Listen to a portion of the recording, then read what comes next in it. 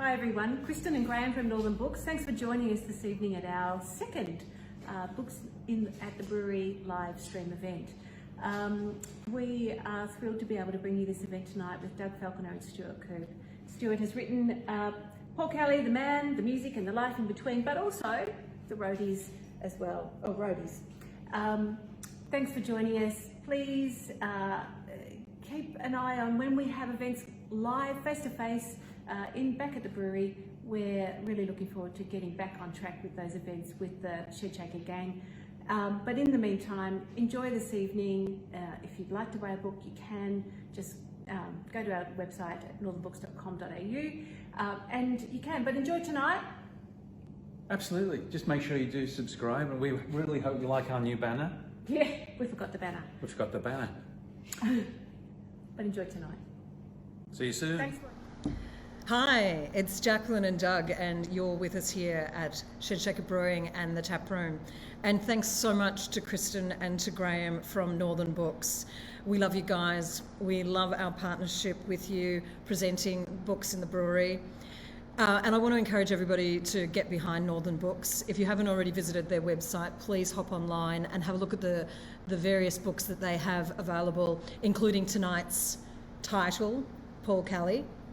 Northern Books, one of their primary functions is to host literary events. They bring authors to meet with their audiences, they present books to discuss, and they create conversation around all things literature. And clearly we haven't been able to do that very often in this coronavirus pandemic. So Northern Books have taken a really big hit, as a lot of us have, and we really urge you all to get behind them and to get behind the creative industries more broadly. It's something that we've really felt here at Shed Shaker. We know we create magic in our brewery, we create a party in a glass, but we also really value what our creative communities bring to our lives. And it's just been devastating to watch the impact that the coronavirus has had on our writers, on our musicians, on our performers, on our artists, and acknowledge the art behind us. So tonight's a really great opportunity to celebrate a number of those really important creative practitioners, artists, musicians and writers. So it's actually in this time of quiet that coronavirus has brought about for our business, it's allowed us to really reflect on what's important to us. And collaboration, community and creativity are absolutely at the heart of what we do here at Shed Shaker. So nothing is more reflective of that than our partnership with Northern Books and our celebration of all things writing, music, art. The good stuff in life. And on that note, I'd like to actually introduce you to tonight's author and our guest presenter. So we have author Stuart Coupe, who is a renowned rock music journalist and author of a number of books, including tonight's focus title, Paul Kelly, also The Roadies, and he's going to tell us about some of his other books. And he's in conversation tonight with a very special guest. I'd like to introduce tonight's conversationalist, Doug Falconer. Now, I didn't want anyone to assume, I didn't want to assume that you knew about Doug's history. It's not all sorted. Doug, of course, has a very diverse background as a professional musician and has shared some of the same path that the book's focus, Paul Kelly, has shared. So he's really well placed to discuss the life and journey of a professional musician. And I'm wondering if maybe Stuart said a few nice things about you along the way.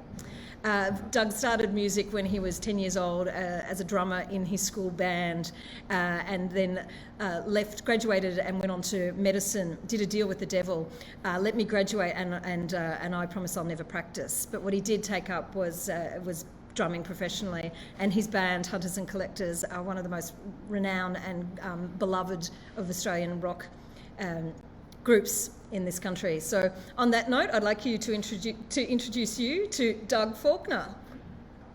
Good evening. Just putting on the new branded face masks, which are available at the tap room. Okay, I'm just going to play a short clip of Paul Kelly, and then we'll be straight into the interview with, well, not an interview, a conversation with Stuart Coupe. I have good memories of touring with Hunters back in the day, well, back in the last century. Both bands were pretty sporty, so there were various competitions as part of our regular touring routine. I remember, I think we had the edge on them in cricket and football, but they completely wiped the floor with us on the table tennis court. I still kick the footy with Jack Howard, well that's when I'm allowed, and I really look forward to being on the end of one of his long, raking left foot passes next year. Hello, Stuart. Hi, Doug. How you doing? I'm very well. I'm very glad we got this together because I haven't seen you for many, many years, and just as we were about to get you down here to do the roadies, or was it Michael Gudinski, the COVID crisis hit and we couldn't see you. So I'm really glad we got this together electronically. So welcome to the tap room, which is all around me. Who's that behind you? It's an Indian, of course. Oh, of course. Yes. We call him Chief. Probably is. Okay, so Paul Kelly is your latest book, but you've written, I've forgotten how many books now about the music industry and people in it. Maybe you could run through a few titles. Yeah, of course. The first books that I wrote, Doug, were back in the early 1980s with Glenn Baker. We did 2 rock encyclopedias, the new music and the new rock and roll. So there was those, and then a little bit later, there were other bits and pieces, but Richard Kingsmill and I co-wrote Triple J's Guide to the Internet. Back when you could write a book of about 200 pages and you could actually capture and write about and document every bit of music that was happening on the internet. These days, you couldn't even begin to do that. But we did that in about 1997, I think. And more recently, under my own name solely, there was The Promoters in 2003, which was a look at my attempts to be Australia's most successful ever concert promoter and getting it hideously wrong.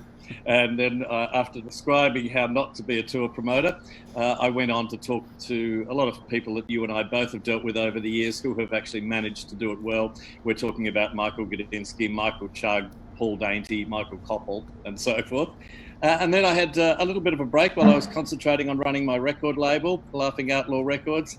And then there was the biography of Michael Gudinski, the godfather of Australian rock and roll. And then I worked with Tex Perkins on his memoir, Tex.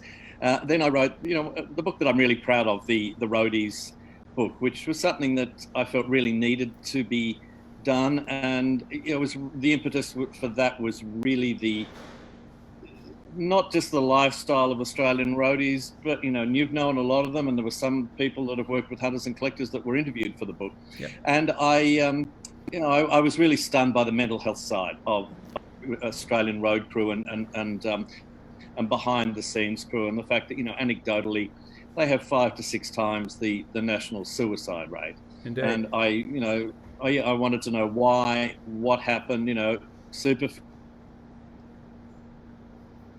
Superficially, it looks like a great life, find themselves in such dire situations. Usually in their mid-40s, but sometimes much earlier, and of course some much later. So I did that, and then I was wondering what was I going to do? What was next? Paul Kelly. Paul Kelly. So I'd had this idea of writing a book about Paul for some time. I read his own book, which came out about 10 years ago, How to Make Gravy, and it was a big, expansive, expressive memoir, and told you lots of things and didn't tell you lots of other things. So I kind of thought, well, there is another book that can be written about Paul. So I pursued it for a couple of years until I got to the point where I got a message from Bill Cullen, who is Paul Kelly's manager, where he said, Paul said go ahead with his blessing, and that he would sit for some interviews towards the end of the project. So that's how this one came about. Okay. Now, you managed Paul yourself for a few years, did you not? Yes. Well, in fact, Paul was the very first interview I ever did back in 1977 when I moved to Adelaide from Launceston.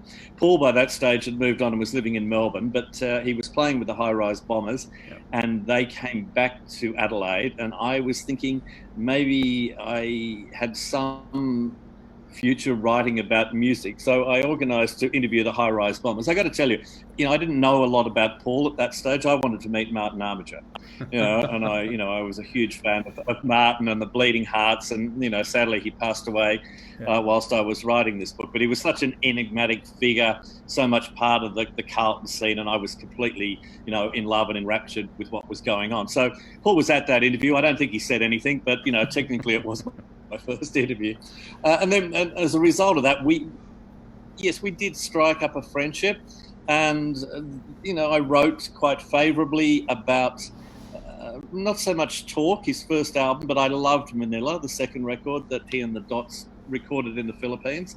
So I did a big review about that, and then he came to Sydney, 1984. He'd made the much mythologised 13 hours on the bus from St Kilda to King's Cross.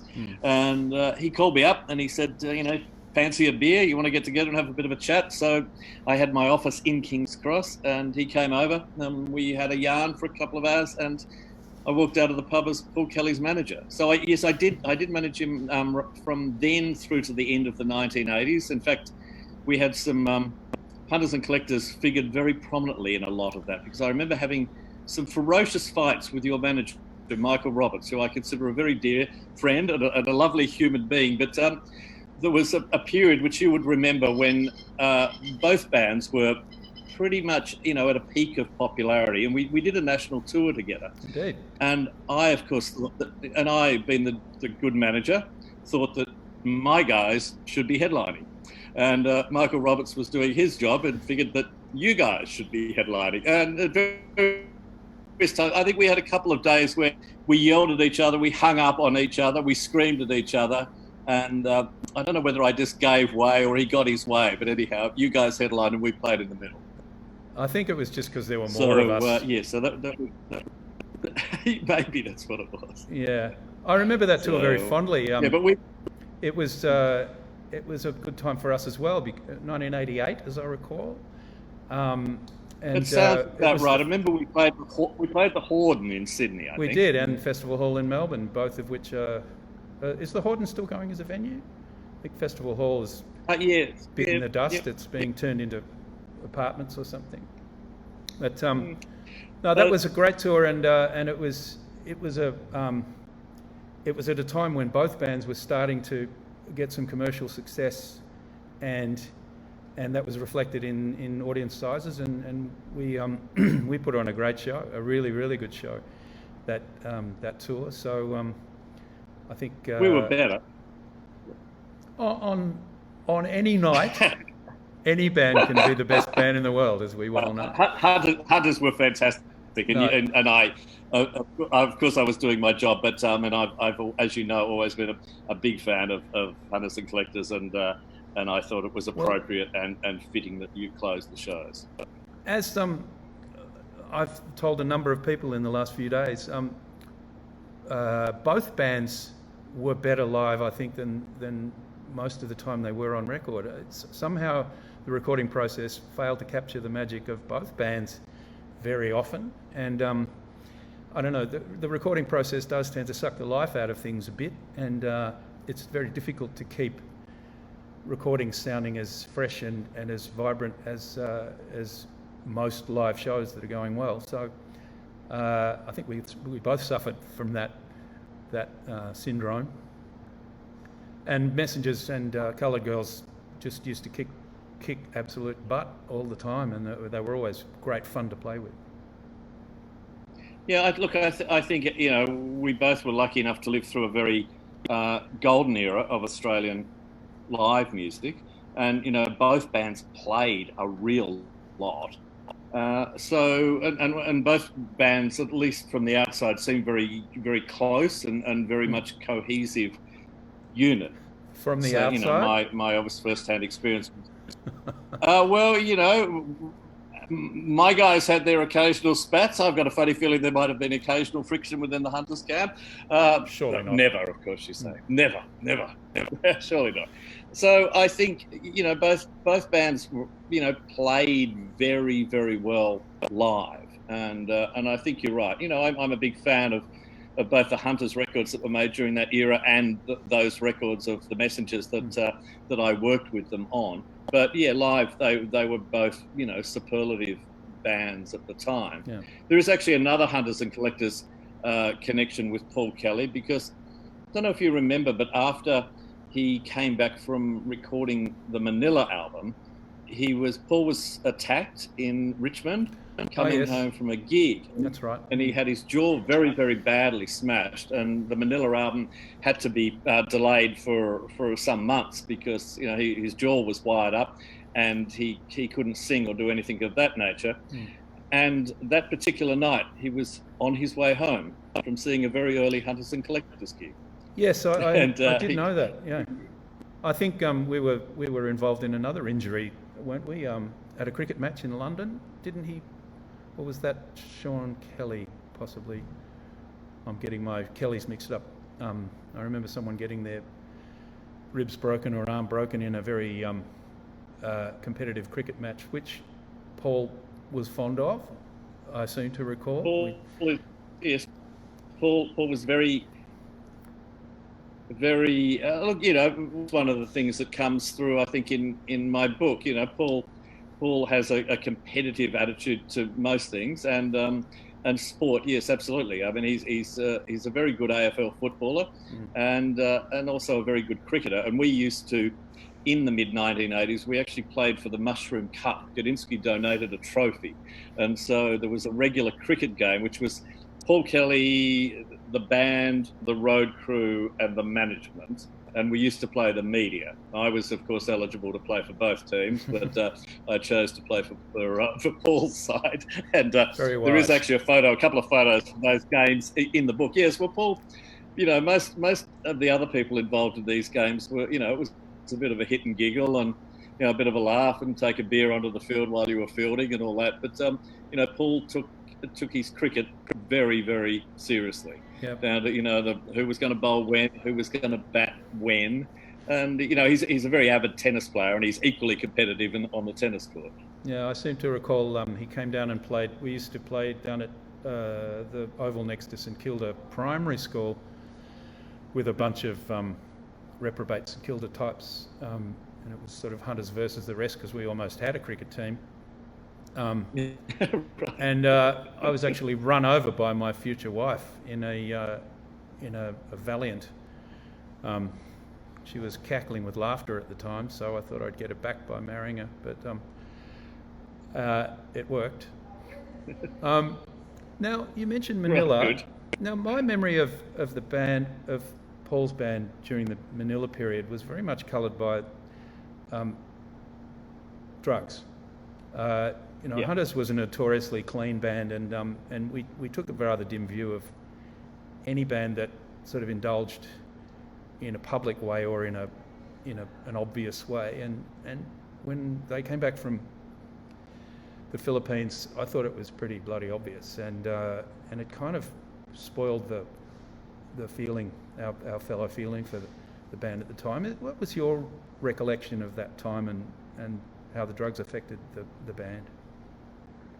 Look, I mean, I was purely a fan at that stage. That was before I became involved as manager. But it was pretty evident whenever I would come across from Adelaide to Melbourne to see either the High Rise Bombers or the Dots, being the era that you're referring to. That not everybody, but a large percentage of the participants on stage were clearly imbibing in a variety of substances, and it was pretty obvious. As you would know, heroin was, a very, very prevalent drug in the Melbourne music scene at that time. I've always thought, for some reason, more so than it was in Sydney. I think it became a more prevalent drug in Sydney a little bit later, but in that late 70s, early 80s period, it seemed a very significant thing in Melbourne. And Paul Paul and a lot of the people that he played with,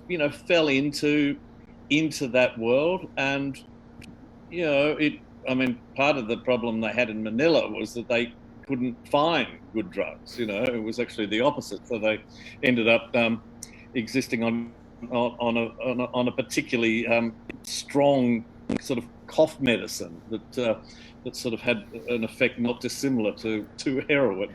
Don't even think about it, Doug. It's not a nice thought. But no, look, it was the lifestyle. It was, I think, emulating some of the influences that the people in certain bands had, be it, the Velvet Underground or other bands that were associated with narcotics. But I think it's to Paul's credit that he moved beyond that. I think that had a lot to do with his decision to move to Sydney in the mid '80s. His personal life was in disarray. His health was a long way from being good, and we have to remember, these days we think of Paul, he's just part of the fabric of Australian society and popular song, but he'd done Talk, which despite having a semi-hit with Billy Baxter on it, hadn't sold particularly well. Then he'd done Manila, come back, had his jaw broken, the record release was delayed, that record didn't sell particularly well, so he was out of a record deal. So everything was sort of, in disarray and falling apart around him. So I think he made a wise call to basically get out of town, re-establish himself in another city, and remove himself from some of the very clear temptations, which were not working in his favour, and would not have worked in his favour if he had stayed around Melbourne at that particular time. Yeah, and isn't it? I think it's interesting, isn't it, that two of the most revered singer-songwriters of this era are Nick Cave and Paul Kelly, both of whom did more than just skirt around the drug scene in that time. They embraced it wholeheartedly, and it's interesting, isn't it? The Australian public is very quick to judge, but also quick to forgive people who kind of come through that and demonstrate a long-term commitment to creating great music. Yes, look, I think that's part of it. I mean, we have to remember that this period that we're talking about with Paul and with Nick, it's not for us to speculate how long either of them continued on this path, but we're talking 40 years ago. We're talking 4 decades ago, going back to 1980, 81.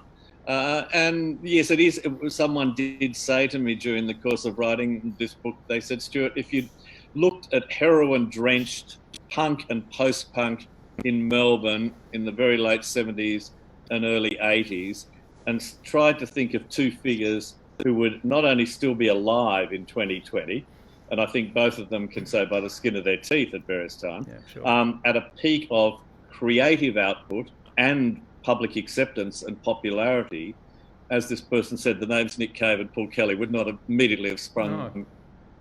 No, they wouldn't mind. have. And so, they're both.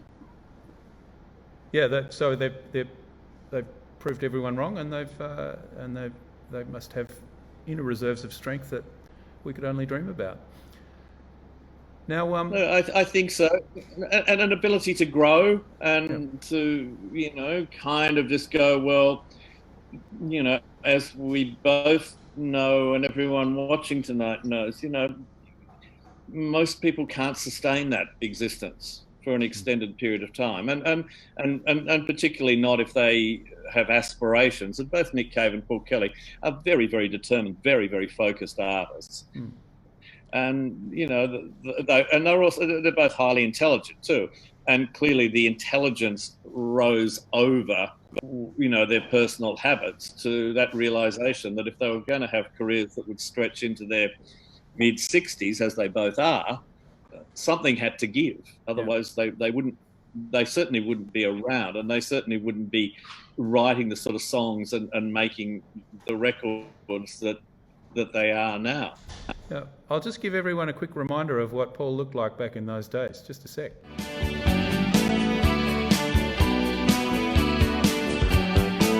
Well, I'd like to kiss you right between the eyes. Although they say it's against advice, I'll do anything once, twice. So let me kiss you once again. Then let's go.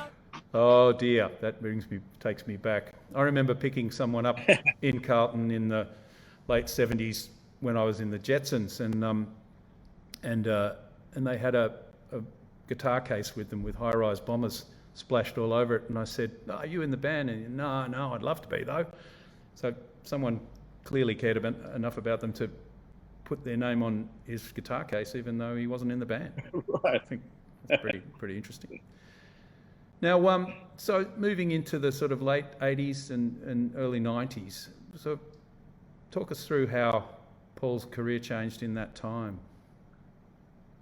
Well, I mean, his real breakthrough, of course, came not with Post, which was the first album that he did when he and I started working together. You know, that album is sort of hailed as, you know, a milestone record, and it is, but, you know, it didn't sell particularly well at the time. And there was no interest from the record label, Mushroom, in releasing that record. Paul and I were going to do it as a mail order. And then it came out on the White label, which was also the label that Hunters were on. And so that didn't do particularly well. And then, of course, Paul had this terrific idea that his next record, so we're talking 3 albums that have not done particularly well. So then he got it into his head that his 4th album should be a double album. Now, you know, both you and I have had encounters with Michael Gudinski and over the years, so you can imagine how that discussion went down. Yeah. So, but...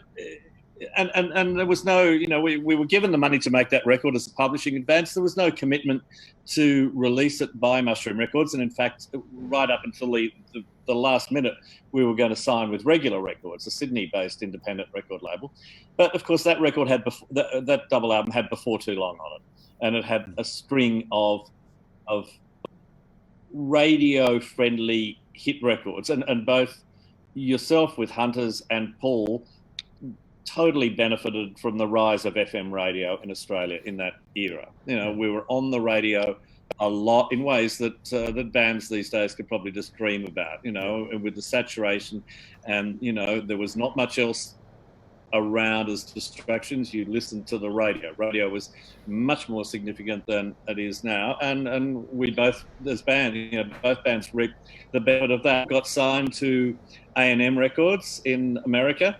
And we went on tour over there. We toured with Crowded House. And things were going well. Towards the late 1980s, Paul made the decision to part ways with the Messengers, which was certainly a surprise to a lot of outside observers. I'm sure it was at the time a significant surprise to the members of the Messengers, although, you know, I interviewed them all except, of course, sadly, for Steve Connolly, who is no longer with us. But in hindsight, I think that there's an acceptance that he posed with him or in the ways that he wanted to change. So he ended that relationship, and then he's in a kind of weirdly diverse world. He moved to and from San Antonio, tends to base himself in work over there. You know, he also explored a whole bunch of different stylistic things. You know, he did the Professor Ratbaggy record, which is probably the Paul Kelly record I listened to most while I was writing the book. And it's a drum and bass dub reggae record, you know, which a lot of people don't even know Paul's involved with because the front cover just said Professor Ratbag. It doesn't even say Paul Kelly. I actually have a clip. So I'll run a little clip to give anyone who doesn't know a taste of that record, because I love it too. It's an awesome record. So take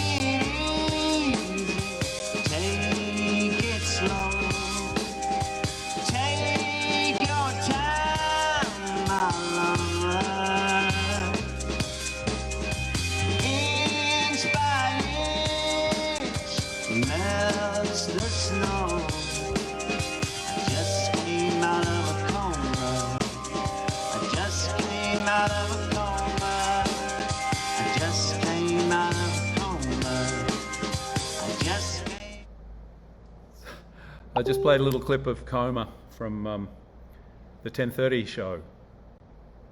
Sadly, no longer with us, the 10:30 show. But yeah, look, that was a great record, and yeah, it was something that it was indicative of him wanting to branch out and try new things, but it also had the roots of a well, roots being part of what it was about. But so it sort of let him spread his wings a bit.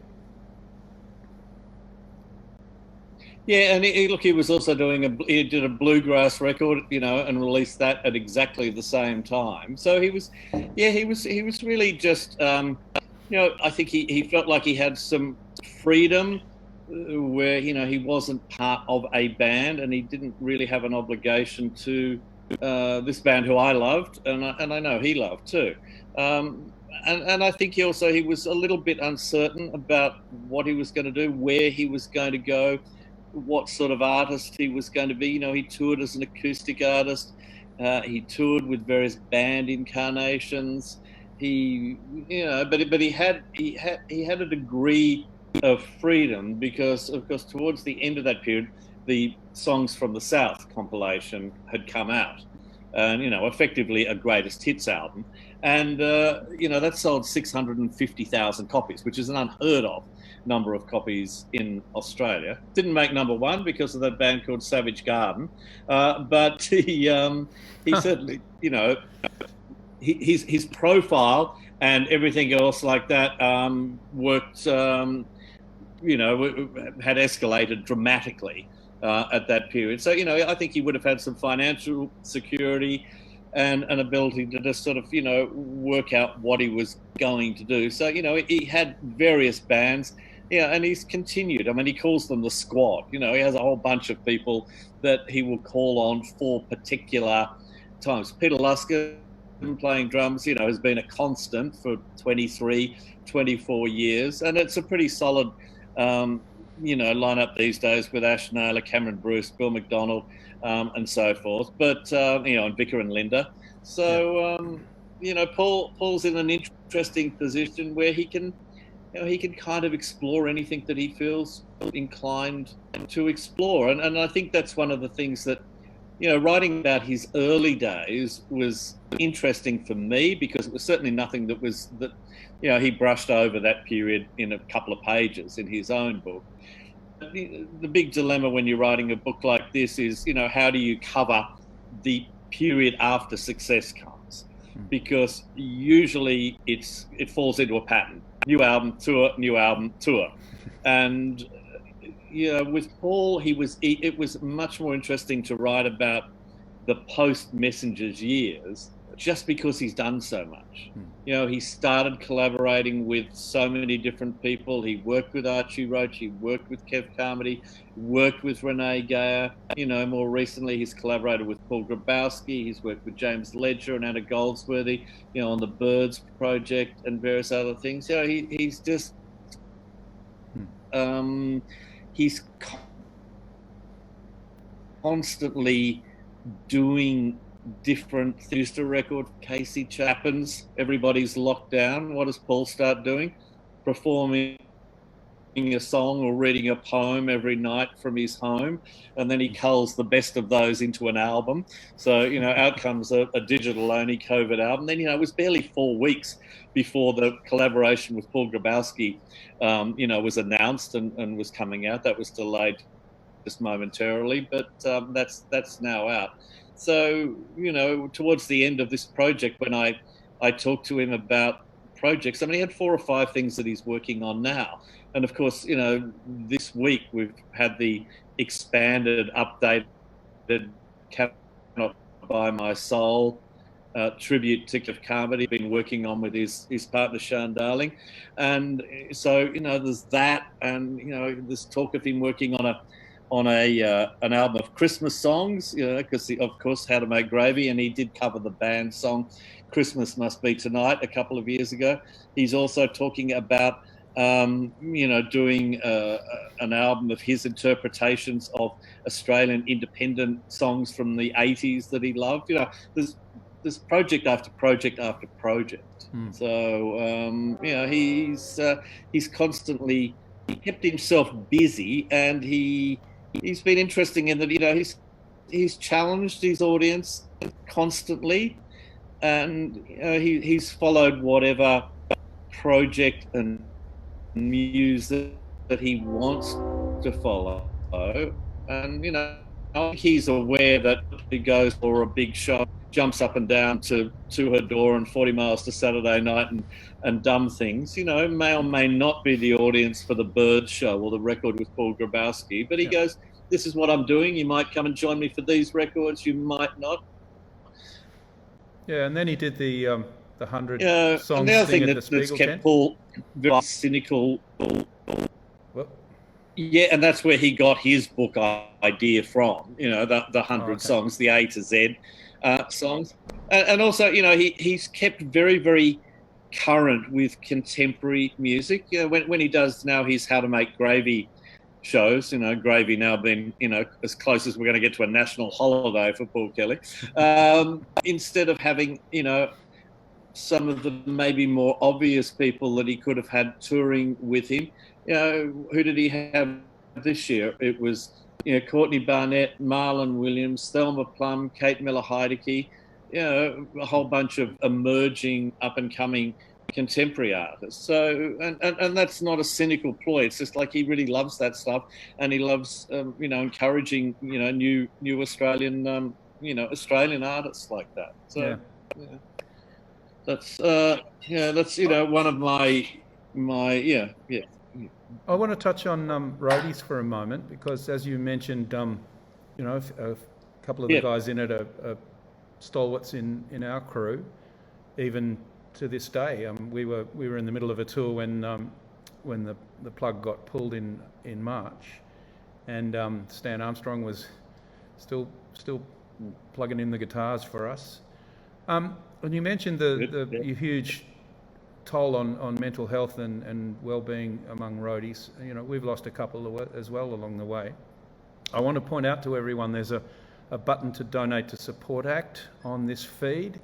I'd really like it if people could hit that button and donate whatever they could afford, because as everyone's well aware, the creative industries are just not being supported at all during this economic downturn, and really, these are the people we turn to for entertainment when we can't get out and do what we want to do. So it's important that they feel supported and they feel loved, because we love them, and we want them to be there when we come out the other side. Yeah, no, I mean, you're absolutely right. I mean, I was so heartened when and I can only echo your thoughts about Support Act. I was really so heartened when to see Support Act broaden what they're doing with their activities. They've always been fantastic with musicians, but also embracing the road crew fraternity, and there is now a 24-hour national helpline for people, musicians and road crew and technical support people who feel that need. They want to reach out, they want to talk to somebody, and as much funding as can be is being generated to help road crew, because yes, they don't traditionally have a lot of savings in the bank, and they're facing what we both realise is probably a further extended period when the work is never going to return to the way it was. So I felt very, very satisfied with that book, just to do my little bit to bring an awareness to the sort of people they are. I mean, I loved writing that book. I mean, Stan Armstrong was in it, and he was fantastic to talk to. But I had one of the best sort of 18 months of my life just talking to 60 or 70 roadies, and look, it changed my thinking about roadies, and I hope it gave other people just an awareness of these are highly skilled individuals, and they're fantastic problem solvers. we both know roadies are not wired up to wonder if it's possible to do something. They don't question whether you can do something. They're just going to work out how to do it. You mean that three-phase power's got to go through 4 walls, and then it's got to go over a roof, and then it's got to come down. Then we're going to plug it in and hope that nothing explodes. That's what they will do. And, they work phenomenally hard. Their world is not particularly glamorous. Bands and management, they finish the gig and they're off. And, your crew's got, as you well know, 4 or 5 hours of packing up to put everything in those trucks. And it's quite amazing to watch the setup for some of those big shows. And these people, they know absolutely everything. They've got to be able to set it up, take it down, and most importantly, when a drum kit topples over in the middle of, someone decides to race onto the stage and, in your case, sing the last chorus of something or other with Mark, or smoke starts billowing out of an amplifier, they got to know how to fix that in a millisecond, in front of maybe 10 or 20,000 people. Time. Yeah, and just do it coolly, calmly.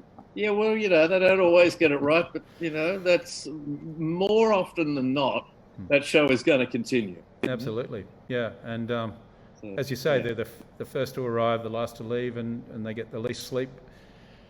And then they seem to want to party on as well, which is interesting. These days I hit the sack pretty early. Another thing is, they don't get holiday pay. It's only in the last couple of years that superannuation has become a word that's mentioned in the same sentence as road crew. You and I can both remember a period when there would be backstage catering for the band and management, but hopefully the crew would have time to scamper down the road and someone get half a dozen meat pies and things like that. All of that is comparatively recent. And there was a time that's not that far away when some bright spark said, maybe we could put wheels on those road cases, because they hadn't had wheels on road cases. Then someone went, what? If we've got wheels, maybe we could put a ramp, so that it makes it just a little bit easier. I mean, the situation I found with road crews is, financial, and also, they're physically broken. Those guys that were hauling, Hammonds up, fire escape stairs, 3 flights of stairs, and taking, huge W bins and then bringing them down again at the end of the gig, and all of the stuff that they did, and that endless traveling and being on the road. I mean, I found it remarkable writing and researching the Roadies book, that we've had some very tragic and horrible losses on the road of road crews, but given the millions and millions of miles and then kilometres that Australian road crews have driven over the last 50 years, I mean, it's remarkably small. Yeah. They work incredibly hard, and of course part of the problem they get into is that they are considered by most artists to be dispensable. Some artists are fantastic with their crew and they keep them on and they look after them and they give them retainers when they're not touring, and make sure that they're looked after like fellow bandmates would be looked after. But that's not always the case. And too often road crew have found themselves, they're in their mid-40s, their backs are gone, they're in all sorts of physical pain and having trouble working, and the band goes, we need to get some younger, fitter people, see you later. And there's not a big call for roadie. Some of them go off into security jobs, but and as you know, the road's not great for keeping domestic personal relationships together. It's a lifestyle that does encourage the consuming of pharmaceuticals that are maybe not in the best interest of certain people, and also you can live in this cocooned bubble like existence, and people, we all have psychological problems that, you know, we all hopefully deal with to some degree at various times. But, you know, the rock and roll lifestyle is remarkable for cocooning people from that. Yeah. And, you know, that you're in this endless bubble of touring, traveling shows. And then you come out the other end of it. All those problems and all those things can still be there. And that's what I realized was, you know, part of the significant problem with road crew. So getting back to support act, yes, anyone's watching tonight, please, if you've got some spare cash, you know, please think about you know, donating to support act and helping some roadies, because I would not want to be in the, you know, it's hard enough for musicians at the moment, but that technical roadie side of things, it's going to take a long time to recover. Okay, now we're getting towards the end of the time we had allotted. Is there anything else you'd like to say? We don't have any questions from the punters out there. We've had a few technical issues that have dropped a few of them off, but the final video will be available for everyone to watch not long after we get off air. But is there? Well, I'm getting some messages. I'm getting some messages from people that are watching it loud and clear. Oh, so awesome! It's, Great. Yeah. So it's funny. While I'm you know, doing it, I'm just seeing all the bad stuff. You're seeing all the bad stuff, but I'm getting texts here from people who are watching and enjoying it. Awesome. So we're actually we're doing better than what you might be seeing down there, Doug. So I'm glad to hear we are being streamed. Hello everybody out there. We are being seen live as we go. So I can see that smile erupting on your face. All right? Well, I'm very pleased to hear that, because I'm getting the odd little red flag here, but Facebook is notoriously flaky in this regard. I certainly know that we are being observed. So what's next? Do I have a question for myself? What's next? I wrote another book. I'm going to seem like a workaholic, aren't I? And I probably am. But whilst I was finishing off the book on Paul, I finished off my half of another book. Jane Clifton, who you would be very aware of. I do know Jane, yeah.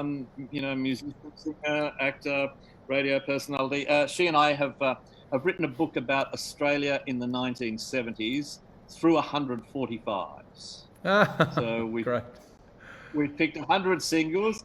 We did 50 each, and so every day during the latter period of working on the Paul Kelly book, just so that I didn't get completely immersed and go down that rabbit warren too far, I would get up in the morning and I would write 300 or 400 words about a classic Australian song from the 1970s, and then I'd go back to working on Paul Kelly, and then I'd get up the next morning and pick another song and write 400 words about that. So that book's pretty much finished and will come out probably about, I'm thinking March or April of next year.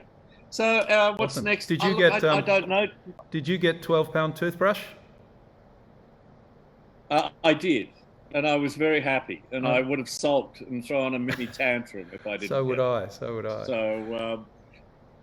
so we had Jane and I are good friends, but we had some spirited conversations as to who was going to get what particular song. But yes, I can didn't imagine. win out with 12-pound toothbrush. Good. Yeah, I'm glad to hear it. Got my own way there. Didn't win them all, but so that's done. Look, I'm not sure at the moment. I'm just going to take a month or two to think something I'm sure will present itself. You know, there's a few ideas in the back of my head of projects. Part of me wouldn't mind to write something that's that maybe, you know, isn't totally music related for a change. But having said that, I'll end up writing something music related. So you know, no, I'm not sure I have the novel gene. You know, I don't know. I'm in awe of. You know, I know what I'm good at. You know, I'm good at the sort of prose that's in the Paul Kelly and Roadies and Gadinsky, and I'm, you know, I've done tens of thousands of interviews. So I think part of, I didn't realise at the time, but I think, you know, one of the things that I'm inadvertently doing, which I think is quite important, and I'm really encouraging of people just to, to write, that are writing their own stories and their own memoirs. I know Jack Howard has got his book coming out in a couple of weeks' time, and a bunch of other musicians are working on books, because one of the things that's become clear with my books is that we don't stay around forever, and a lot of this stuff, when people pass on, unless it is documented, I mean, these stories, some sad, some hysterical, some very poignant, some completely apocryphal and made up at 5 o'clock in the morning with a head full of something or other. They are all part of our popular culture, and I'm not too high for our stories to be with all of these books. Very sadly, some people have passed away during, and in some cases that happened before I could, get to talk to them and record these stories. And there was obviously a sadness with the Paul Kelly book, because I did speak at length to Martin Armiger, who was at the time, was living in France, and some months later, Martin passed away. And so these stories need to be put down and kept. And even if it's a self-published book that sells 500 copies, it's important and good work to do. And so I'm really encouraging of anyone, musicians, fans, even people, managers, road crew. A lot of road crew have said to me, "Oh, when's your next book on roadies, mate?" And I go, "There won't be one from me. I only did mine because you guys hadn't done it, except there was a very nice book by a Ted Mulry roadie. But, I said, it's your turn, sit down and do a page a night or 2 pages. Just write down all of your stories, all of your yarns, whilst you can." But what happens on the road stays on the road. We know that. That's the mantra of roadies. It is the mantra, but you can put them in a vault, and so that the vault's not to be unsealed until 5 years later.